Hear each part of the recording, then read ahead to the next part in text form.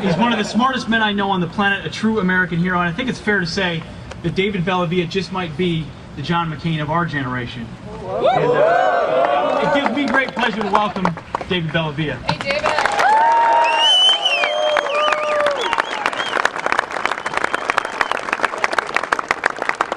Thank you, Pete. Thank you.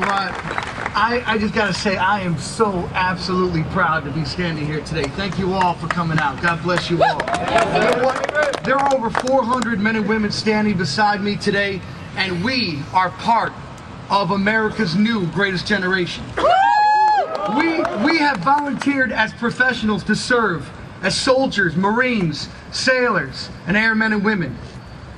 You know, we have decided that the reason we did this is because our patriotism demands the just defense of our nation and the promotion of freedom and liberty in places where there is none.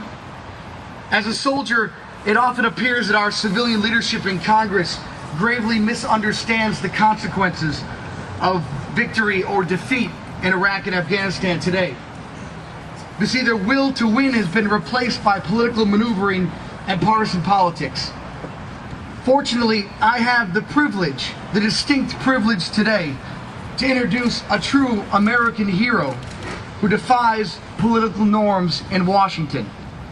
Senator John McCain has spent a lifetime in service to our nation. His example of unwavering courage is a model for every American. Rest assured that men like Senator McCain will be the goal and the men that my two young boys will emulate and admire. You can have your Tiger Woods. We've got Senator McCain.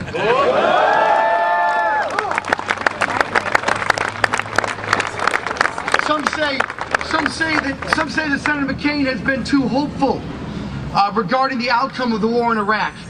You know, during his captivity in Vietnam, Senator McCain was offered the opportunity to come home, but refused to leave his brothers behind.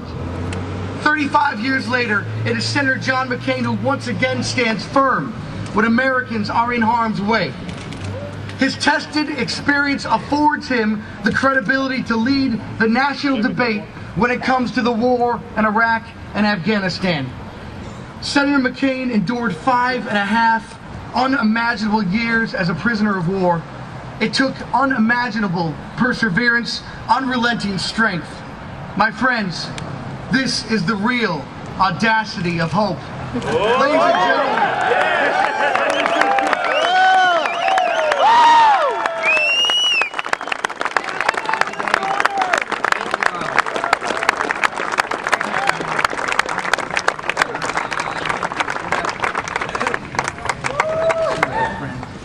Thank you very much, Dave, for those kind words. Thank you, Pete, for your leadership of this wonderful organization. There's a lot of conversations about veterans and where they stand and how they feel about the war. I think your presence here today indicates that the overwhelming majority of veterans who have served and sacrificed in this conflict know that there is no substitute for victory and withdrawal.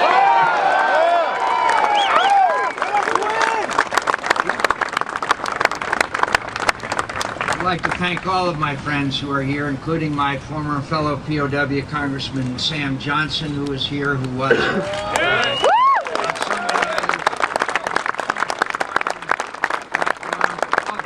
of my colleagues who are here, who are in support of the brave young men and women who are serving in harm's way as we speak. I'd just like to mention again, it took a lot of courage. It takes a lot of courage to stand up against everybody else in your party for what's right. It takes a lot of courage to do what you know may cost you politically your entire political career. And my friends, there's not many people that do that, and that's one Senator Joe Lieberman.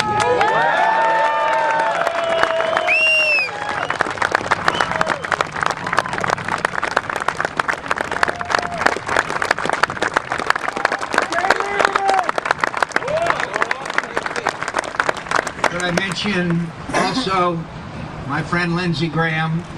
Lindsey Graham also is a colonel in the United States Air Force Reserve. That's the good news. He's a lawyer. That's the bad news. Lindsey Graham has gone back to Iraq on numerous occasions, not as a United States Senator, but as a member of the United States Air Force JAG Corps to try to help the Iraqi people with the rule of law. We know that the rule of law is the final seal in democracy and the hardest part of democracy. Thank you, Lindsey, for all you do.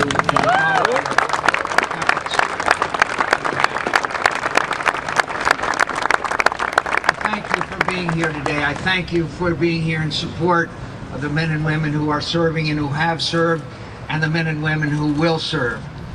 Last 4th of July, some of you were there at the time, Lindsey Graham and I were asked by General Petraeus to attend a ceremony that was probably one of the most moving of my entire life. And that was when 688 brave young soldiers, sailors, airmen, and Marines decided when their enlistment was over that they would re-enlist and stay and fight for freedom in Iraq. My friends, it was a moving experience. I think the temperature, as many of you know, was hovering around 120 in July in Baghdad. And the fact is that these brave young people had the opportunity, they'd done their time, they had the opportunity to go home.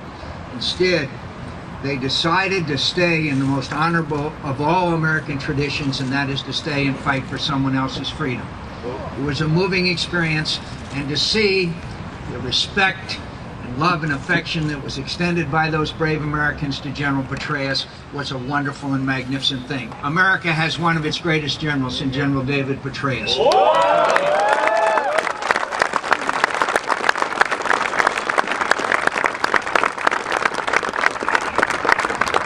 So I just want to say what you know so well, what you've learned, the hard lesson of combat. No one hates war more than the veteran. No one detests war more than the veteran. The veteran knows the pain of the loss of a comrade. The veteran knows what sacrifice is all about. But the veteran also knows the consequences of defeat means greater sacrifice and greater numbers who were wounded and killed. And you know better than any the consequences of defeat. My friends, we will never surrender to You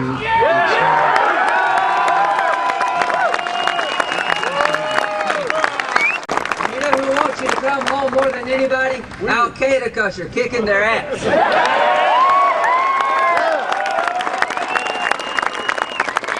If Tiger Woods listening, if you will play a round of golf with me, I will drop John McCain like a hot rock. Just in case.